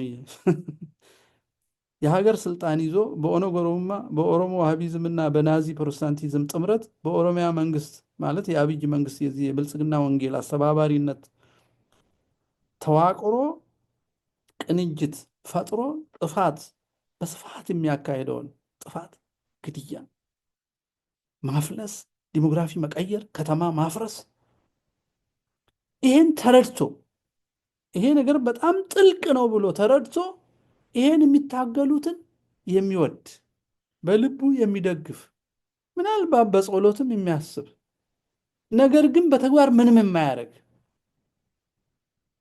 በጣም የሚፈራ ለእውነት የማይቆም በአቅሙ ለእውነት የማይቆም ደግሞ ዜጋ አለ። እነዚህ አራት አይነት ዜጎች ናቸው አሁን ያሉት በእኔ አስተሳሰብ። ለመከለስ ስላስረዘሙ ስለሚረሳ አንደኛው እንደ ኦርቶዶክስ ክርስቲያን ፈዞ ደንዝዞ የቆመ አደንዛዦቹም የራሱ እረኞች የሆኑት ህዝብ አለ። እንደ የኦሮሞና የትግራይ ነፃ አውጪ የ50 ዓመት የአእምሮ አጠባ ሰለባ ሆኖ በጥላቻ ታውዶ ለጥፋት የተሰለፈ አለ። ሶስተኛ አማራ ነፃ ሲወጣ ወጣለሁ ብሎ ግን በአድርባይነት እንዲህ የተወዛወዘ ያለ አለ። አራተኛ በልቡ የአማራን ተጋድሎ እየደገፈ በተግባር ምንም የማያደርግ ደግሞ በሌላ ሰው ሰማዕትነት መኖር የሚፈልግ በጣም ራስ ወዳድ ማህበረሰብ አለ። አራት ነው ለእኔ። እናንተ መጨመር ትችላላችሁ እንደየ እይታችሁ። እና ምን እናድርግ? እኔ 3-4 ነገር ብናደርግ ወደ 5 ነገሮች ነው የጻፍኩት። መፍትሄ የነፃነታችንን መፍትሄ ለማቅረብ ለማፍጠን ከፈለግን ኦልሬዲ ገብቶት የተነሳውን የአማራን ትግል መደገፍ የመጀመሪያውና ዋነኛው ቁጥር 1 ነው። ዋነኛው ቁጥር 1 ነው። እኔ ግን በጭፍን ድጋፍ አላምንም። አዎ ለፍትህ፣ ለእውነት፣ ለህልውና ተነስተው እየተዋጉ ነው። ካሸነፉ በኋላ ምን እንደሚያደርጉኝ ግን ምን አይነት ሀገር አብረን እንደምንመሰረት ግን ቁጭ ብዬ ጠብቄ በኋላ ከነጋ በኋላ አይ እንዲህ ብለውን ነበር እኮ አሁን ደግሞ እንደ ወያኔና እንደ ኦነግ ጨከኑብን እንዳንል እነሱንም ቢሆን ህልውና ድጋፍ እየሰጠናቸው ምን አይነት ፖሊሲ፣ ምን አይነት ኢትዮጵያ፣ ምን አይነት አኗኗር፣ ምን አይነት ስርዓተ መንግስት፣ ምን አይነት ፍልስፍና እንደሚከተሉ እንዲነግሩን መጎትጎት ወይንም እንዲነግሩን ብቻ አይደለም እንዲህ ነው የምንፈልገው ብለን ሀሳባቸውን ልንሰጣቸው እኛም ልንዘጋጅ ያስፈልጋል ነው። በየቦታችን በያለንበት እንደ አቅማችን ልንዘጋጅ። የመጀመሪያው መፍትሄ የተጀመረውን የአማራ የህልውናና የፍትህ ትግል መደገፍ፣ ግን ስንደግፍ በጭፍን ሳይሆን የዛ ትግል ውጤት ሁላችንም እንዲያገለግል አድርገን እንዲህ አድርጉ፣ እንዲህ መሆን አለበት፣ እንዲህ ካልሆነ እንጣላለን ማለት እንጂ ህዋትና ኦነግ ብልጽግናን ተከትለን አማራ ጠላት ነው፣ ኦርቶዶክስ ጠላት ነው የሚለውን የመንጋነት 50 ዓመት ያደማንን መንጋደት ማቆም አለብን ነው የመጀመሪያ መፍትሄ። ይሄ በግል መጀመሪያ በህሊናችን አሰላስለን የምንወስነው ነው።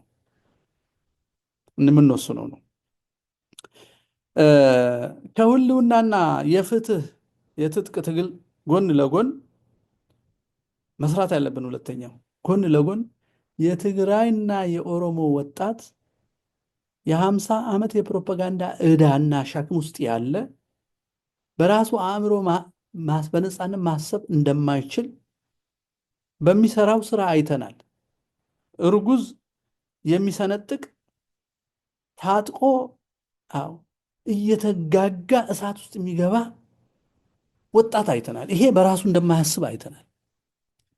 ትልቋን ሀገሩን ኢትዮጵያን የኢትዮጵያ ቤተሰቦቹን አፋር፣ አማራ፣ ኦሮሞ፣ ትግሬ እነዚህ ቤተሰቦቹን ሁሉ በትክክል መገንዘብ አቅቶት ሰክሮ አረፋ እየደፈቀ ሊገል የሚመጣ ሰው በራሱ አእምሮ እንደማያስብ ግልጽ ነው።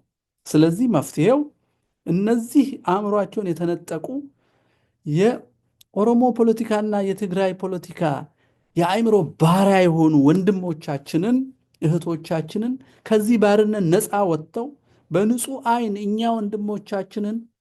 እኛን ወንድሞቻቸውና እህቶቻቸውን ትልቁ ሀገራቸውን ኢትዮጵያን በሐሰት የጠለሸውን እውነተኛ ታሪካቸውን መልሰው የሚያዩበት አእምሮ እንዲኖራቸው በምንችለው እግዚአብሔር በሰጠን ጸጋ ሁሉ በሃይማኖት ቤትም በሪሰርችም እውነቱን እንዲያውቁ መርዳት አለብን። በመግፋት በመስደብ በማዋረድ ልናቀርባቸው አንችልም። የታመመ ሰው ቁስሉን መልሶ ማቁሰል ሳይሆን ማከም ነው የሚፈልገው። የታመሙ ወገኖቻችንን ማከም ሁለተኛው መፍትሄ ነው።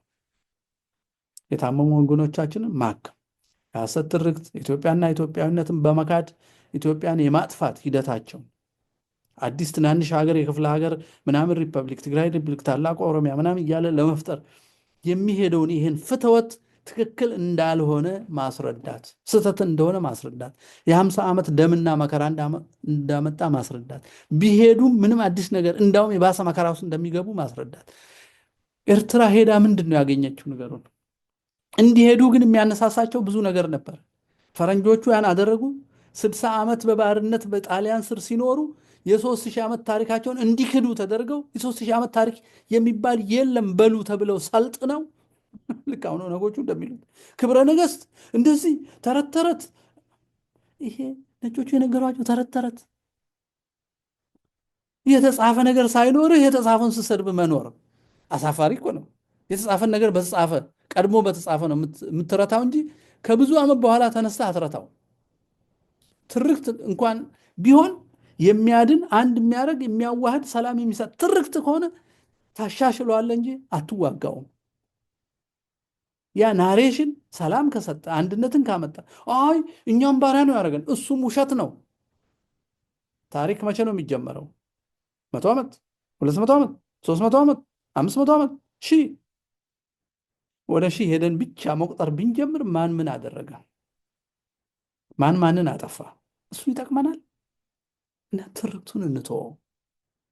የህይወት የአንድነት የተዋህዶ እናንተ የምትጠሉትን ብዝሃነት በአህዳዊነት የሚያመጣውን ትርክት እንመልሰው ብለን አእምሯቸው የታጠበውን የህወሓትና የኦነግ ተከታይ የኦሮሞ ወጣትን አእምሮ እንዲመለስ ታላቋ ሀገራቸውን እንዲያፈቅሯት ማለት መሬት እንዲያሰፉ ፎቅ እንዲነጥቁ ነው አይደለም። ሰው ነው የሚያፈቅሩ። ሰው ማፍቀር እንዲማሩ፣ ዘር ማፍቀር ሳይሆን ሰው ማፍቀር እንዲማሩ መስራት ነው መፍትሄው። በሚዲያ በተለያየ ነገር ምንድን ነው የምንለው? ምን እንዲማሩ ነው? ክብረሰብ፣ የሰው ልጅ ክብር፣ የሀገር ትርጉም፣ የአህዳዊነትና የብዝሃነት የተዋህዶና የመለያየትን ትርጉም እንዲያውቁ ከፕሮፓጋንዳ አልፈው ጠለቅ ባለመመራመር እንዲያውቁ መስራት፣ ይሄ አንዱ መፍትሄ ነው። ከትጥቅ ትግሉ ጎን ለጎን ነው የሚሰራው። ሶስተኛ ኦነግ ኦሮሙማ፣ ኦሮ ዋሃቢዝም፣ የናዚ ፕሮቴስታንት እና እነሱን የሚያስተባብረው ብልጽግና ሶስቱ የሰውነት ጠላት፣ የእውነት ጠላት፣ የፍትህ ጠላት፣ የክብረሰብ ጠላት፣ የሀገራዊ ሉዓላዊነት ጠላት መሆናቸውን በማስረጃ ማስረዳት ይቻላል። እሱን አስረድቶ ሰው ወደ ልቦና እንዲመለስ እና እነዚህን ሶስት ሰይጣኖች እንዳይደግፍ ማድረግ፣ ብልጽግና፣ ኦነግና ህወሓት በማስረጃ እነሱ ከተፈጠሩ በኋላ የሞተውን ሰው ቁጥር ልናውቀው አንችልም። 20 ሚሊዮን ሊሆን ይችላል። ዊ ዶንት ኖ። የተፈናቀለው ቁጥር አናቅም። ወደ ውጭ የተሰደደውን ህዝብ ቁጥር አናቅም። ማንነቱ የጠፋበትን ህዝብ፣ ሃይማኖቱን የቀየረውን ህዝብ አናውቅም። ተሸማቆ የሚኖረውን የስነ ልቦና በሽታ የያዘውን ሰው ብዛት አናውቅም። እነዚህ ሶስቱ በሰሩት ሻዕቢያን ትቼ ሲቀነስ ሻዕቢያ የእነሱ አንዱ ፋልፋይና ደጋፊ እሱ ነበር። የዛሬን አያርገውና አይ ቲንክ ዛሬ ወደ ልብ እየመጡ ይመስለኛል። ማስተዋል የጀመሩ ይመስለኛል። ተንኮላቸውን መተው ከቻሉ ወደ ልብ የመመለስ ምልክት አይባቸዋለሁ። ጥሩ ነው። ንስሐ ጥሩ ነው። በአደባባይ ንስሐ ባይገቡም በተግባር ንስሐ እየገቡ ያሉ ይመስላሉ፣ አንዳንድ መልካም ነገሮችን ሲደግፉ ስለማይ።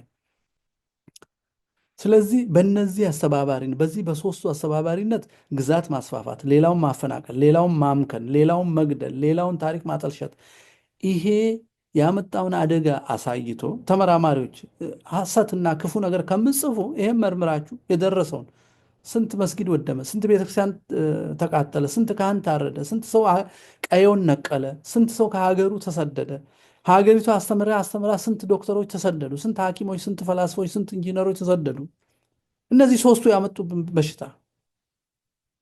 ይሄን መርምራችሁ የኦሮሞና የትግራይ ወጣት ይሄንን ኪሳራውን አይቶ ወደፊት ትርፋማ አይነት ትግል ለመታገል ከአማራ የህልውናና የፍትህ ትግል ጎን እንዲቆም ማስተማር። ከዛ ጎን ሲቆም ግን አጀንዳውን ግልጽ ማድረግ አለበት። እናንተ ስታሸንፉ እኩል እናሸንፋለን፣ በዛ ድል እኩል እንጠቀማለን። እኩል ለመጠቀም ህጉ ይሄ መሆን አለበት፣ መርሁ ይሆናል፣ ስርዓቱ ይሄ መሆን አለበት። እንዲህ ነው የምንኖረው። ዘረኝነት ጠላታችን ነው። የተበደሉት ይካሳሉ፣ የተነቀሉት ይመለሳሉ። በሐሰት የጠለሹት አጠልሺዎቹ ምሁራን ይቀጣሉ። በዚህ አይነት መርህ ተስማምተን የአማራን ትግል ደግፈን ነፃነታችንን ማፍጠን አለብን። አራተኛ፣ ሁለቱም የህወሓትና የኦነግ ኦሮሞማ የመንፈስ ባሮች ማሰብ አቁሞ እነሱ ያሏቸውን ብቻ እያሰቡ እውነት እየመሰላቸው ትላልቅ መጽሐፍ እየጻፉ የሚኖሩ ከፕሮፌሰር እስከ ህፃን ድረስ ባሪያ ሆነዋል።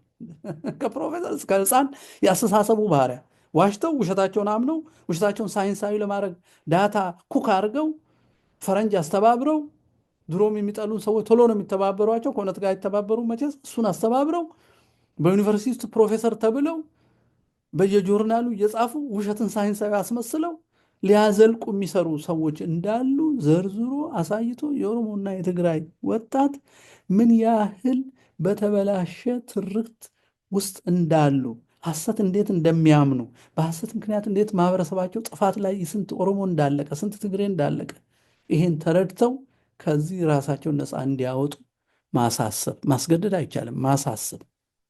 መረጃ በማጣት ምክንያት ምናልባት መጠላት የሌለበትን ነገር ሁሉ እየጠሉ ሃይማኖታቸውን ሳይቀር ከዘራቸው ዝቅ አድርገው ማየት ስለጀመሩ ሰማያዊ ሀገራቸውን በምድራዊ የሐሰት ትርክት እየለወጡ ስለሆነ እነሱም ማንቃት የሃይማኖትም የፍልስፍናም የሁሉም ምሁራን ግዴታ ስለሆነ ይሄን ብንሰራ ከትጥቅ ትግሉ ጎን ለጎን፣ ትጥቅ ያልኩት የህልውና ትግሉ ነው እንጂ ዝም ብሎ በትጥቅ መተውስ ህልውና ግዴታ። አራተኛ፣ የሃይማኖት መሪ ነን ባዮች የሃይማኖት መሪ ነን ባዮች ኦርቶዶክሳውያን በአንድነት ተነስተው ነቅተው ተደራጅተው የሚያጠፋቸውን አካል እንዳይቋቋሙ በማደንዘዝ የተሰማሩ ጳጳሳትን፣ መምህራንን፣ ካህናትን ለይቶ ቆጥሮ ለይቶ ከኛ ቤት እንዲወጡ ማድረግ ነው። የሚወጡበትን መንገድ መወያየት መጀመር አለብን። ከአሳራጆቻችን ጋር ሐራጆቻችን ጋር ሆነው አሳራጅ ሆነው አንገታችንን እንዲህ አድርገው ለቢላዋ የሚያቀርቡ የውሸት ጳጳሳት፣ አንድ እንዳንሆን በዘር የሚካፈሉን የውሸት መነኮሳትን ከቤታችን ማስወጣት፣ አባት ብለን አለመከተል እንድንችል መወያየት፣ መነጋገር፣ መደራጀት አለብን። ይሄ አንዱ ነፃነታችን የሚያቀርብልን ነው። አምስተኛው ብየዋለሁ፣ ግድ ሆኖበት ወደ ትጥቅ ትግል የገባውን የአማራን ትግል ወዴት እንደሚሄድ እንዴት እንደሚሄድ አብረን ማሰብ መጀመር አለብን። የተናደደ የተቆጣ ሰው ድል ካገኘ በኋላ በቁጣ ወደ አምባገነናዊ አሰራር እንዳይሄድ ከአሁኑ አብረን እየደገፍ አብረን እየመራን ሀሳብ ማቅረብ አለብን። ማሰናከል አይደለም። ከአጥፊዎቻችን ጋር በዘረኝነት መቆም አይደለም። ከአማራ ጋር መቆም ነው ያለብን። አማራ ስል እኔ አጥንትና ደም ማለቴ አይደለም። አማራዊ እሴት የሚባል ነገር አለ። እኔ የገባኝ ያልገባው ይመርምር። ምንድን ነው አማራዊ እሴት ማለት? ክብረሰብ፣ የሰው ልጅ ክብር፣ የሀገር ክብር፣ የእውነት ክብር፣ እውነት የሐሰት ትርክት ሳይሆን እውነት፣ የረጅም ታሪክን ማክበር፣ ረጅም ታሪክ ቆሻሻውም ንጹህም ታይቶ በእውነት የሚጠቅመው የሚወሰድበት እንጂ ቆሻሻው እየተለቀመ ለበቀል የሚጠቀሙበት እንዳይሆን የሚያውቅ አማራ አስተሳሰብ፣ ያን አስተሳሰብ ነው አማራ የምለው እንጂ አጥንትና ደም አይደለም። አጥንትና ደም ከሆነ ናዚዝም ነው፣ እኔ አልደግፍም። ኦነግም ህወሓትም ከዚህ የተለየ ስለማይሰሩ እኔ አማራነት የምለው የሰው ክብር፣ የሰው እኩልነት፣ የሀገር ባለቤትነት፣ ፍትሐዊነት፣ እውነት ናቸው።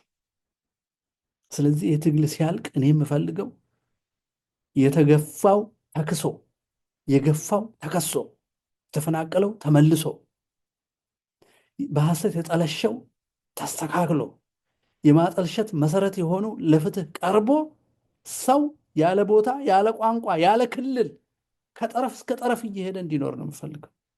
ሁሉም እኩል ስልጣን እየያዘ እንጂ አይ የእናንተ ኮታ እዛ ነው፣ ቤኒሻንጉል አማራ ምክር ቤት ተወካይ አይ የአማራ አይደለም የጉምዝ ነው፣ በዘር ስልጣን እሱ ጣፍቶ ሰው በሰውነቱና በችሎታው ብቻ ይሄን አማራነት እሱን ነው የሚመስለኝ። ትክክል ከሆንኩ እና እውነት ሆኖ እንዲቆይ ደግሞ እንተባበርና እንዲህ ብቻ እንዲሆን እናድርግ ማለት ነው። አማራ አይደለንም የምንል ሰዎች እንዲህ ብቻ እንዲሆን እናድርገው የአማራን ትግል ከዚህ እንዳያልፍ ለህልውና ተነስቶ ለጭቆና ለህልውና ተነስቶ ለአምባገነንነት እንዳይገለበጥብን እንርዳው። የሚያስፈልገውን ሀሳብ እንስጠው። እኛም ተሰብስበን ምን እንደራጅ። ቁጭ ብለን እንደ ሽባ ነፃ አውጪ አንጠብቅ ማለት ነው። ነፃ አውጪ መጠበቅና ከኦነግ ኦሮሞማ ከህወሓትና ከብልጽግና መተባበር ሲዩሳይድ ነው፣ ራስን መስቀል ነው። ተራ በተራ ነው የሚያርዱን። ኦሮሞም እያለቀ ነው። የኦሮሞ ወጣት መሳሪያ አድርጎ ያን ሲገል ዋሃቢዝም ደስ ይለዋል። ለምን? ኦሮሞ ክርስቲያን ነው እያለቀ ያለው። ምን ጨነቀው? ዶዶላ ሲያጸዳ፣ አርሲ ሲያጸዳ ደስ እያለው ፍቅር ነው። እኛ ዘረኝነት ጥንብ ነው ምናምን ይልሃል። ከስር ግን ዘር ተጠቅሞ ያጸዳሃል። ማሰብ መጀመር አለብን። መጨረሻ ከወዲሁ ይሄ የአማራ የትጥቅ ትግል መጥቶ ደግሞ ቅድም እንዳልኩት ድንገት ተገልብጦም ችግር እንዳያመጣ ከወዲሁ ሀገራችን ከነዚህ ከሶስቱ ሰይጣኖች እጅ ስትወጣ እንዴት እንደምትተዳደር እየተወያየን ህጎችን፣ መርሆችን፣ አሰራሮችን እየጻፍን እየተወያየን እያጋራን ከአማራ ታጋዮች ጋር እየተነጋገርን እነዚህ በጠመንጃ ሰው እየፈጁ ያሉ ሰዎች እጃቸው ሲሰበር እንደ አዲስ እንነታረክ አንውልም። ቁጭ ብለን ህዝቡን ከጠረፍ እስከ ጠረፍ አፋሩን፣ የኡጋዙን፣ የሱልጣኑን፣ የአባቶቻችንን፣ የካወጦናን፣ የሌሎቹንም መሰረት ሁሉ አምጥተን ጤናማ አእምሯቸው ያልታጠቡ ደግሞ ዘመናዊ ምሁራንን አምጥተን አሁን በትግል ሜዳ መከራ የተቀበሉ ፋኖ መሪዎቻችንን አምጥተን አያችሁ፣ ሁሉም መጥቶ ያኔ ስንወያይበት የነበረውን ነገር አዲስ ነገር እንዲኖር አንፈቅድም ማለት አለብን። ካሁኑ ያንን አስቀምጠን ሀገራችንን በጋራ እየዘመርን የተጎዳውን ክሰን የበደለውን ቀተን ይቅርታ የሚሰጠውን ይቅርታ ሰጥተን ሀገራችን ወደፊት መውሰድ ነው። ይሄ ግን በምኞት አይሆንም። እንደኔ እንደ ንግግር እንዲቀላል አይደለም። ምንድን ነው የሚፈልገው? ዛሬ የሰማነው ሰው ልናስብበት እንዴት ይቻላል፣ እኔ ግን ምን ማድረግ አለብኝ እንላለን። ልክ ለራሳችን ስንወስን ለጓደኛዬም እንዴት ልንገረው፣ እሱ እንደኔ አስቦ ወይንም አዲስ ሀሳብ ጨምሮ እንዴት ላድርገው፣ እንዲህ እያልን ነው ሰንሰለት የምንሰራው። ይሄ የገብረ ጉንዳን አሰራር ነው። በራሳችን ሳንወስን ለውጥ መጠበቅ የለብንም። ዛሬ ይዤ የመጣሁት ይሄንን ነው። እዚህ ላይ ይበቃኛል። የአማራን የህልውና ተጋድሎ በጭፍን ብቻ ሳይሆን በማስተዋል እንደግፍ። የአማራና የኦርቶዶክስን ጠላት የኢትዮጵያ ጠላትም ስለሆነ እናስታክሰው። ይሄን የሚመራውን መንግስት እንገስጸው ብቻ አይደለም እናስወግደው። የሚወገድበትን መንገድ እንስራ። የመገሰጽ ነው። ሶስቱን ሰይጣኖች እኔ የሰው አካል አይደለም የማስበው፣ አስተሳሰቦቹን ነው። አስተሳሰቦቹ ግን መዋቅር ሆነው በሰው ነው የሚመሩት። ልብ በሉ። የሰው ጥላቻ እንዳይመስላችሁ። አስተሳሰቦቹ ኦልሬዲ በሰው ነው የታሰቡት። ሰዎቹ ተደራጁ፣ ተዋቀሩ፣ አቅም አበጁ፣ ገንዘብ፣ መሳሪያ፣ ፕሮፓጋንዳ ያዙ። አሁን ህይወት ያለው ነገር ሆነ። ያ የሐሰት ትርክትና ያ ክፉ ሐሳብ። ሐሳቡን ስትዋጋ ሐሳቡን የተሸከመውን ሰው መውጋት ግዴታ ነው። ለምን? ለውይይት አልተቀመጠም። በእሳት ነው የሚጫወተው። ስለዚህ የግድ እሳት ያስፈልገዋል። እኛ እሳት የሌለን ከተማ ውስጥ ያለን ሰው ግን ሐሳቡን ያን ወደ ተግባር ወደ እሳት የተቀየረውን የሐሰት ትርክትና የክፉ ርዕዮት በሐሳብ እየሞገትን ውስጥ ለውስጥ እየተደራጀን እሳት ከያዙት ወንድሞቻችን ጋር እየተነጋገርን እሳት ሲያሸንፍ የተሳሳተ አስተዳደር እንዳይተከልብን እየተመካከርን እንጠብቅ ማለቴ ነው። እንግዲህ ፋኖዎችም መግባት ትችላላችሁ፣ ኦነጎችም መግባት ትችላላችሁ፣ ዋህብያዎችም መግባት ትችላላችሁ። ስድብ ግን አይፈቀድም። ስድብ ሳይሆን አእምሮ ነው የምንፈልገው። ጥላቻ ሳይሆን አእምሮና ፍቅር ነው። የእኔ ንግግር በሙሉ ከፍቅር ጋር የተያዘ ነው። ሰው ማዳን፣ ሀገር ማዳን፣ ክብረሰብ፣ እውነት፣ ፍትህ ነው። የዚህን ተቃራኒ አውቆጣለሁ። ይህን ተቃጥሮ አንተንትና ሰው አይደለም፣ ሀሳብ አምጡ ለማለት ነው። እግዚአብሔር ይስጥልኝ። ጨርሻለሁ በእኔ በኩል። አሁን ማዳመጥ ነው ስራዬ። አጭር አጭር 2 ደቂቃ ያልበለጠ ንግግር ብታደርጉልኝ ደስ ይለኛል። ስድቧን አንፈልጋትም፣ ሀሳብ ነው የምንፈልገው። እንቀጥል። መምህር አቤት መምህር እንዴት ነው?